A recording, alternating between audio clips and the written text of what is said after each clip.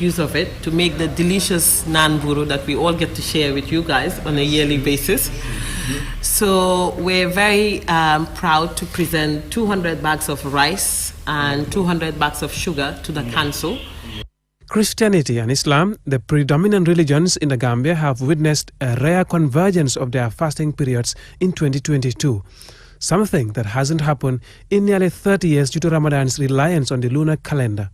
The head of Qcell marketing calls it a blessing and a nice coincidence and says this support demonstrates the Sunyabos concept in real play. So the Qcell, like you mentioned, Lord Bishop, is a Gambian company. And we believe in the Sunyabos concept, which basically says we value all Gambians, irrespective of tribe, irrespective of religion, irrespective of political views. What is important to us is to basically support Gambians and all Gambian initiatives. This might be the first time we're here, but we're hoping to further cement the relationship with the council. We hope that there would be future initiatives with the council where we could partner as well. At the end of the day, Gambians would benefit from it, and that is what is mostly important to us. The chairman of the Christian Council, Bishop Yao Allen Odiko, thanks the Q Group for the humanitarian support to the Christian community, particularly the less privileged. Bishop Odiko also points out the Gambia Christian community's solidarity with the Q Group, which has existed from the onset. We want to thank you from the depths of our hearts for this wonderful gesture from Qcell, Q Group,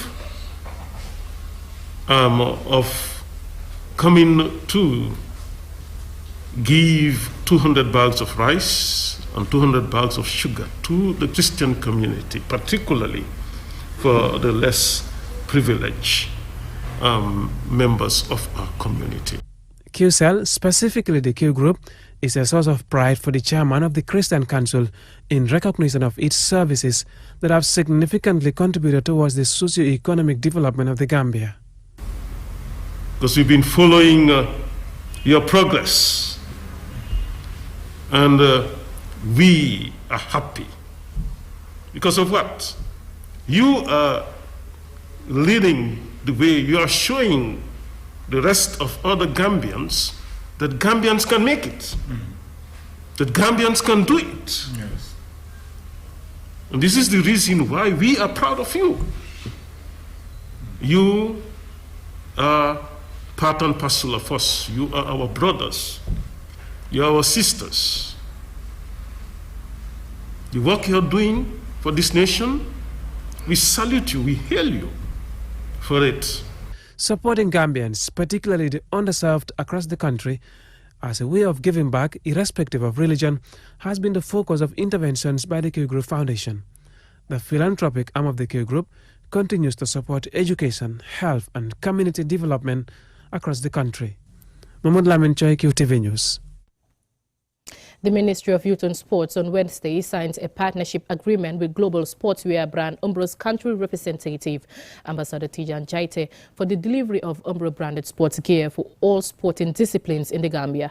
And Suman Esonyase reports. The signing of this agreement between the ministry and Umbro has been hailed as an important milestone in the ministry's drive to transform sports in the country. Following his appointment as the global sportswear Umbro brand's country representative, Ambassador Tijan Jaite embarked on several interventions, including the presentation of Umbro branded sports gear to President Barrow and Q Group's chairman, Mohamed Jah, for delivery to the country's largest multi-sport center, Q City.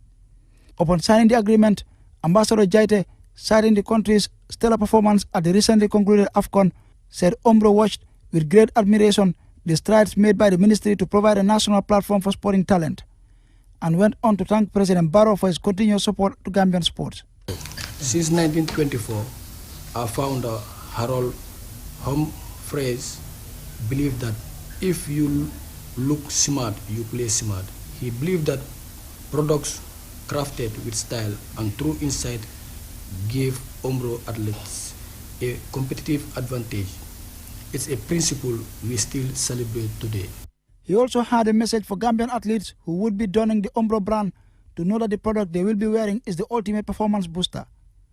Sekou K. Sanyang, Permanent Secretary at the Ministry of Youth and Sports, expressed confidence in the Umbro brand and assured Ambassador Jaite of the Ministry's complete support and partnership.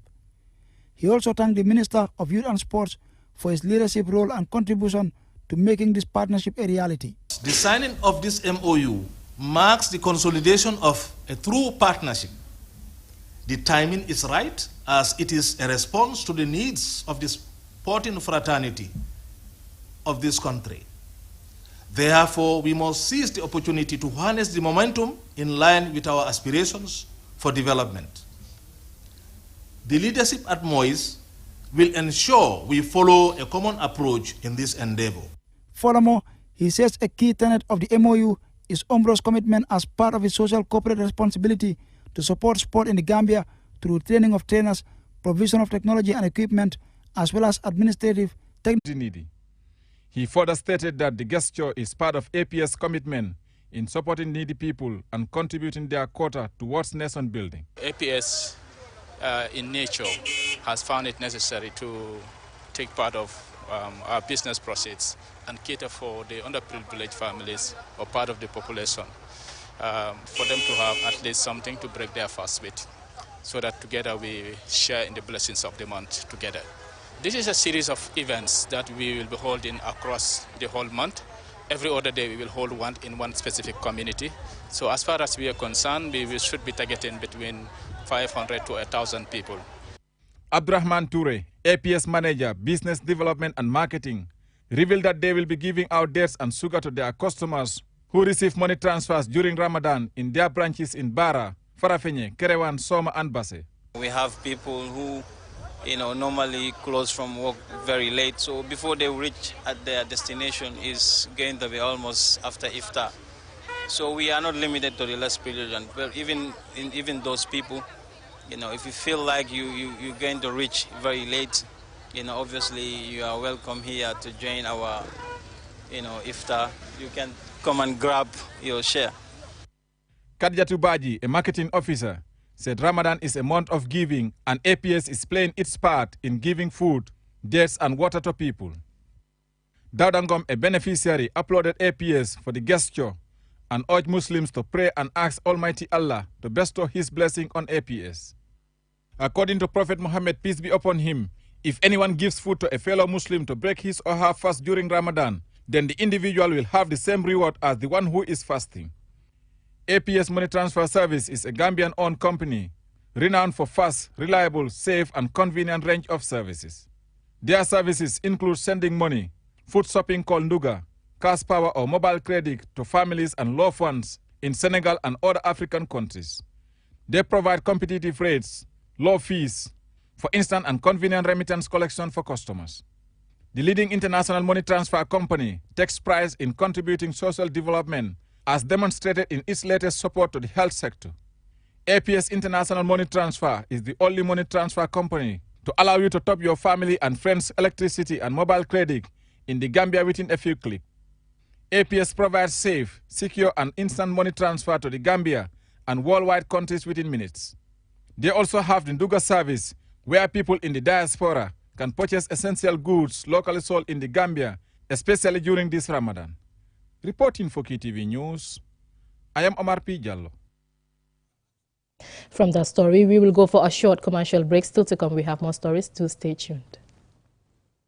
Qcell's Q prayer ak Q Ramadan service moo leen a fàttali waxtu juróomi julli ak waxtu bi ngeen a door ak dog seen or yónneel prayer si 331 pour nga xam waxtu juróomi julli yépp yónnee Ramadan bu dul loolu fas si 332 pour fàttali leen waxtu booy door ak dog sa or bés bu ne Qcell di leen ñaanal weeri koori jàmm ñoo xaali yoon bi ñeneen topp. It's happy time. Get 50% off all calls to any network. Enjoy calls every day to any network from 6 a.m. to 10 a.m. Is it too good to be true? Qcell. We innovate, others follow.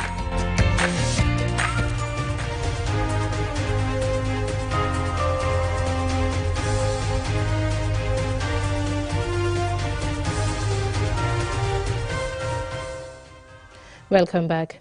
Now, Mariam Abba, a former senior nurse who worked with various public hospitals across the country, has been diagnosed with achalasia, a rare disorder that makes it difficult for food and liquid to pass from the swallowing tube, connecting the mouth and stomach. As we hear in this report by QTV's Ansuman Isonyasi, Mariama needs overseas treatment. In 2013, Mariama was healthy and worked full-time as a senior nurse at various public hospitals across the country. From Qcell Health Center to Kuntaya, Kerchorno and Pakala Clinic, where she attended to patients with various ailments.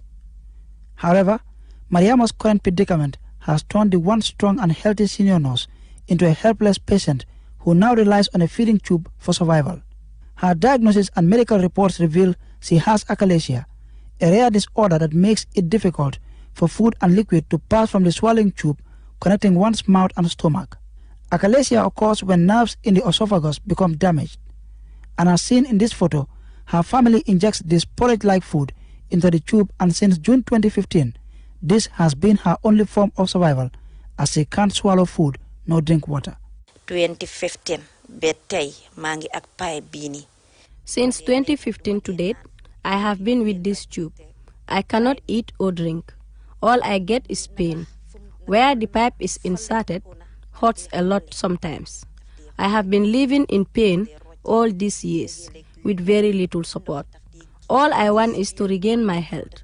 I want to be able to eat and drink normally like everyone else. At the time of her first operation, Mariama was 4 months pregnant, and because of her inability to eat or drink due to her rare health condition, her unborn baby died in her womb. Another tragic turn of events for an already traumatized Mariama.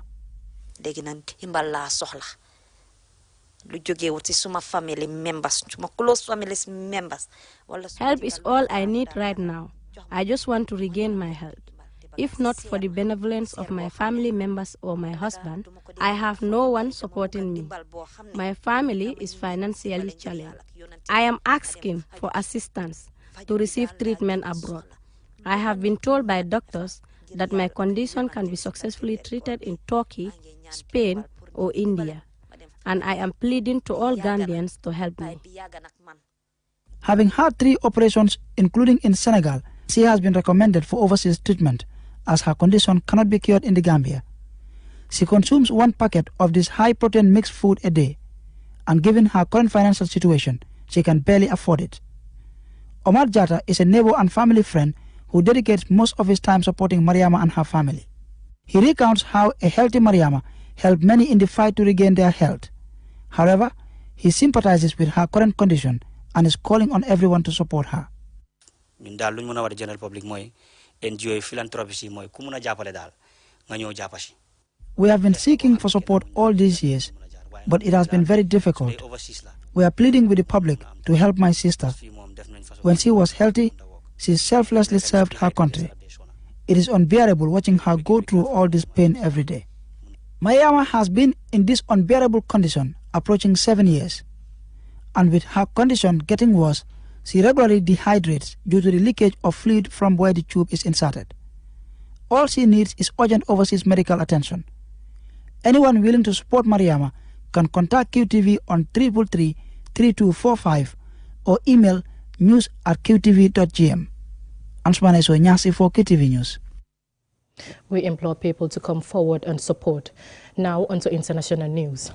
A military court in Burkina Faso on Wednesday handed former President Blaise Compaore a life sentence in absentia for his role in the killing of Thomas Sankara in 1987. Aliou Cissé tells us more.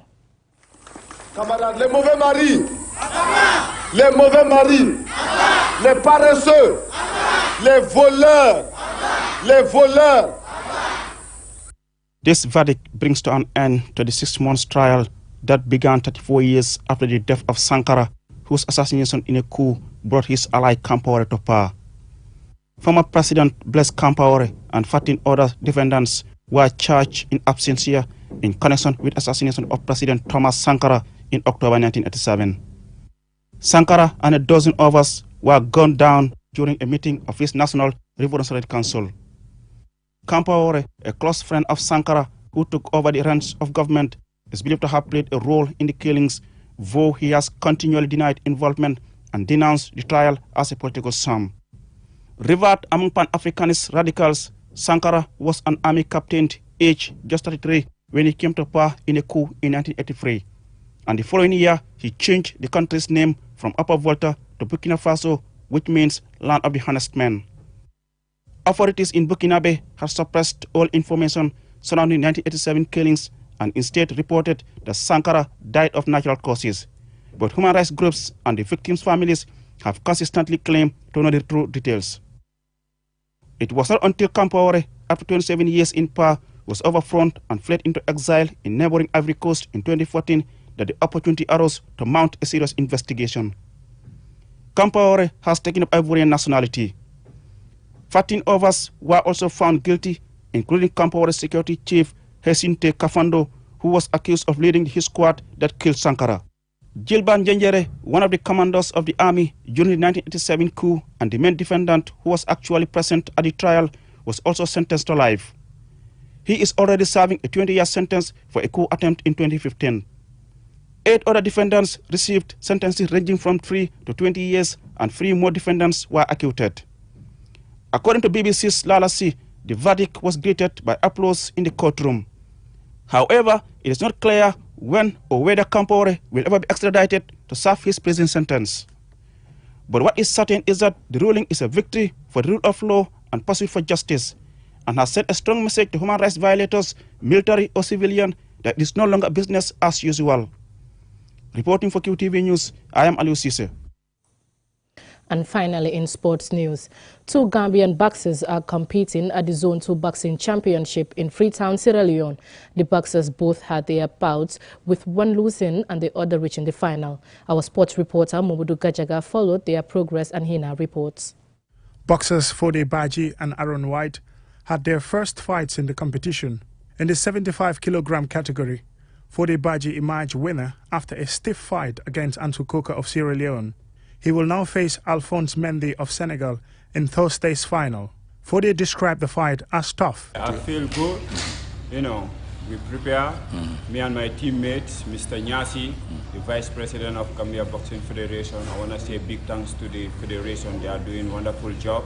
I happened to go to the final, the fight was tough, but we expect that nothing will come easy, Aaron White, the second Gambian boxer, faced Sifo Nelson Borges from Cape Verde.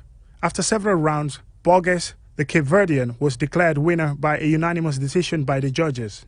As an amateur boxer, Aaron says he has learned a lot from the defeat. Obviously, I'm disappointed to not win in my international debut, but it was great to have the opportunity, and considering I've just got back into boxing in the last year or two, it was great to be on such a big occasion and see where I'm at. And even though the performance could have been better, I'm not overall happy. There's still positives to take from it and stuff to build from. So. 4 countries, Sierra Leone, Gambia, Senegal and Cape Verde, took part in the competition.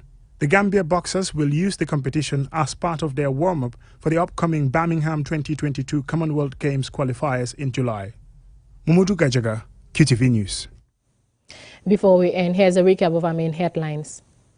The Q Group Foundation, together with Qcell, on Wednesday donated 200 bags each of sugar and rice to the Christian Council for the Christian community as they observe fasting during Lent. The Ministry of Youth and Sports on Wednesday signed a partnership with global sportswear brand Umbro's country representative, Ambassador Tijan Jaite, for the delivery of Umbro-branded sports gear for all sporting disciplines in the Gambia. In observance of the holy month of Ramadan, AP, as a money transfer service provider, on Tuesday launched Ramadan Iftar by giving free meals to hundreds of Muslims to end their fast at sunset. In sports news, 2 Gambian boxers are competing at the Zone 2 Boxing Championship in Freetown, Sierra Leone, one of them reaching the final. And in sports news, a military court in Burkina Faso on Wednesday handed former President Blaise Compaore a life sentence in absentia for his role in the killing of former President Thomas Sankara in 1987. That's it from today's Midday News. Thank you for watching and have a nice day.